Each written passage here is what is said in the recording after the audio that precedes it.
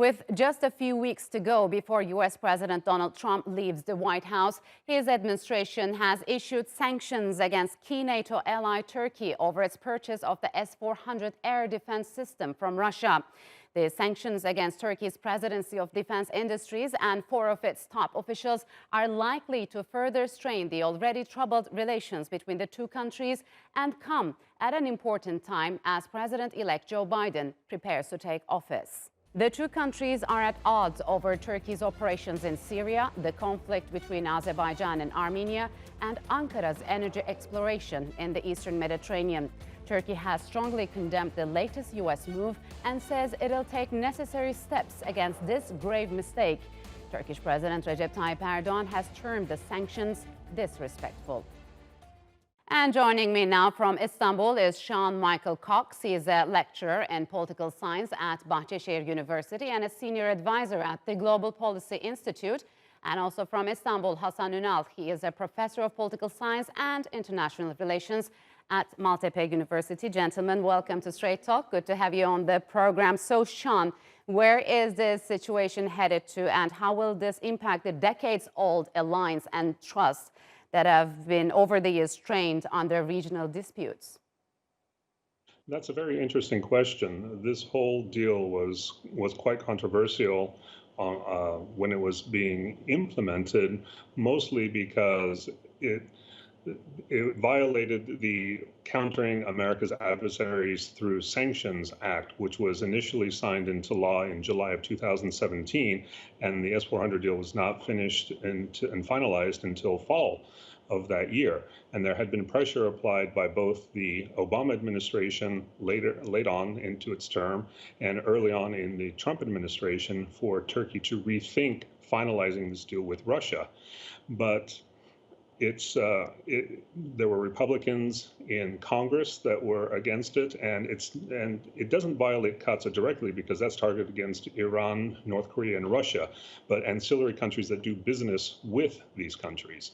And it's hard to say how this will move forward in a Biden administration. It almost seems like that the Trump administration is doing this on the way out to cause problems for an incoming Biden administration. Yes, that puts Turkey in the same league with Iran, North Korea, and Russia. That is interesting. Hasan, could you talk to us about the significance of this decision from NATO's standpoint, since Secretary General Stoltenberg said, quote, "I regret that we're in a situation where NATO allies have to impose sanctions on each other," unquote. How has that impacted the alliance already?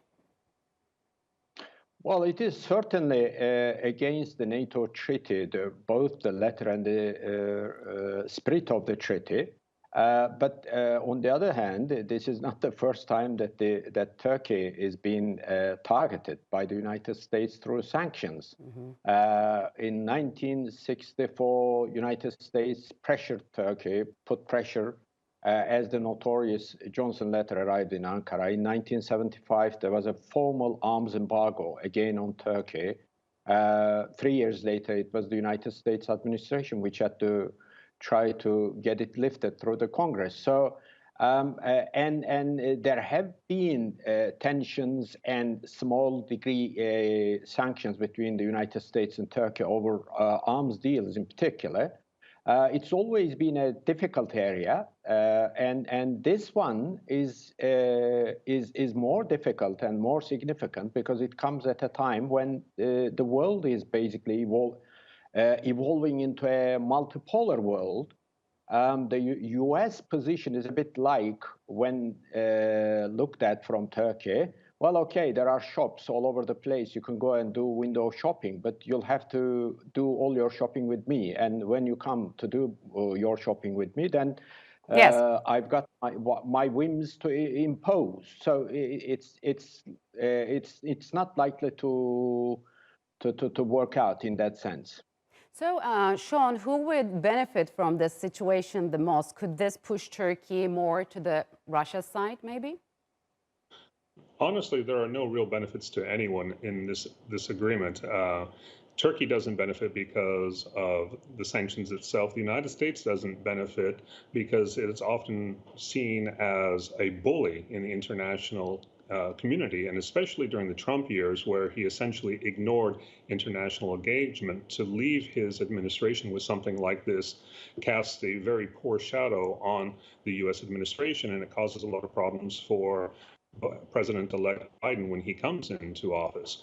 Russia might be the only one that benefits from this in the fact that they can increase their sales and they can help support a country that's perceived to be being unfairly attacked.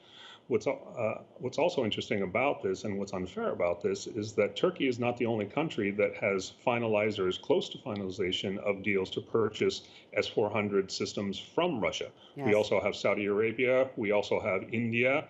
India's systems will be implemented anytime this month or early next year, the last that I read on it, and the United States has already threatened India with sanctions as well. It's just all around, it's just not a very good situation.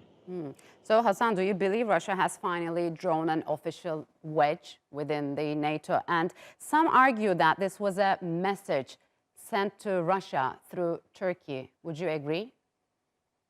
Well, I mean, the United States keeps sending messages to Russia and everyone else. I mean, the USA has become something like unilateral sanctions associates. So basically, the United States is applying sanctions to a number of countries, or it will have to. Whether it is going to basically apply sanctions to India remains to be seen, because the United States wants to keep India on board in its fight against China. But by the same token, the United States needs Turkey for a number of purposes, again, in the region.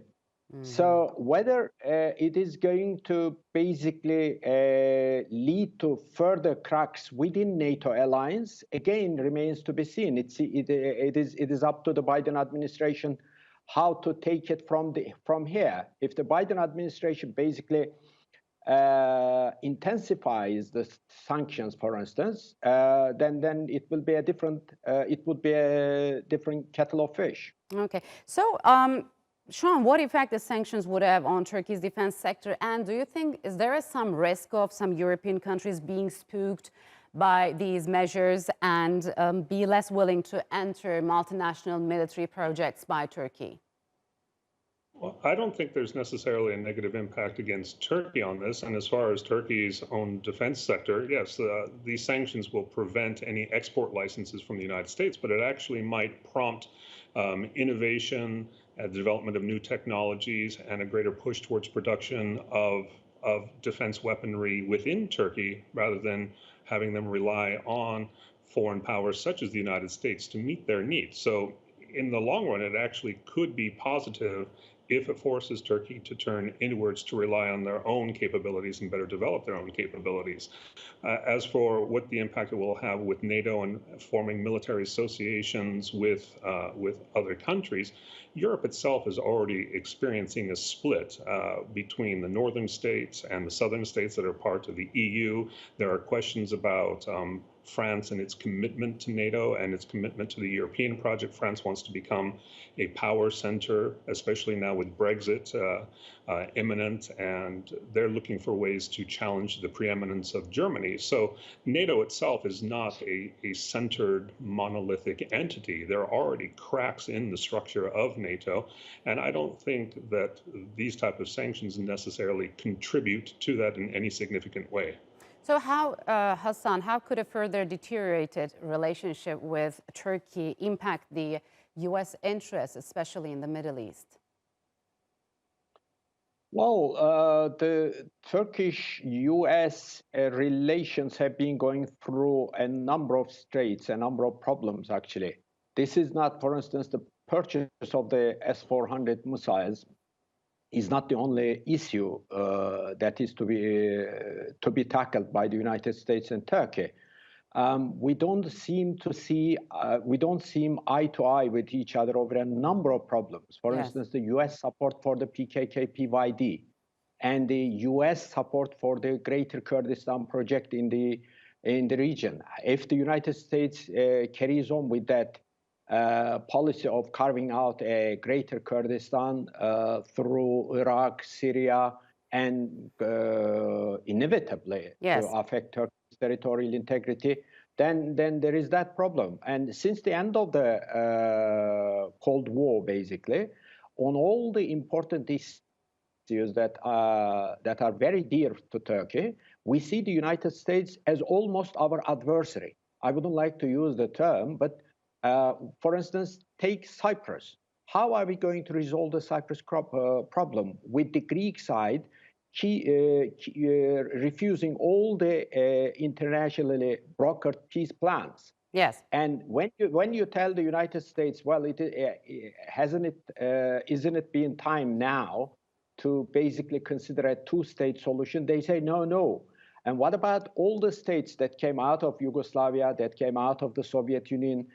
Basically, Czechoslovakia split up into two, and you recognized all the states that came out of it.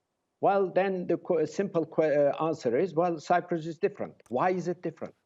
So basically, we don't seem eye to eye on a number of issues with the United States. But I think my conclusion is that let's not basically push things to the extreme. Instead, the two countries need to get together to reformat the yes, relationship. That's what I was going to ask, actually, Sean, to you. Despite all differences, as Hasan just mentioned, do you think Biden's arrival could represent an opportunity for a broader reset in relations? I absolutely do think that the incoming Biden administration would be in a position to reset relations. Even during the Trump administration, we saw Democrats and Republicans alike that were still very much interested in bilateral Turkish-U.S. relations. Senator John Thune, who's the majority whip in the Senate, a Republican from South Dakota, this past June, he actually suggested that the United States use its monies for its military spending to allow the Army to purchase Turkey's S-400 system, thereby absolving Turkey or resolving the issue is a better term, resolving the issue, and that they can continue working with Turkey as a partner. Turkey is still a valued partner for the United States. It's just that there has been a communication breakdown between the two countries. But with Antony Blinken as the presumptive Secretary of State and with Joe Biden and his long history with Turkey, he's visited a number of times both as the senator and a vice president. I think there's great potential for re-engagement. So we'll see about it. Gentlemen, unfortunately, we'll have to leave it here. Thank you very much for joining us on Straight Talk.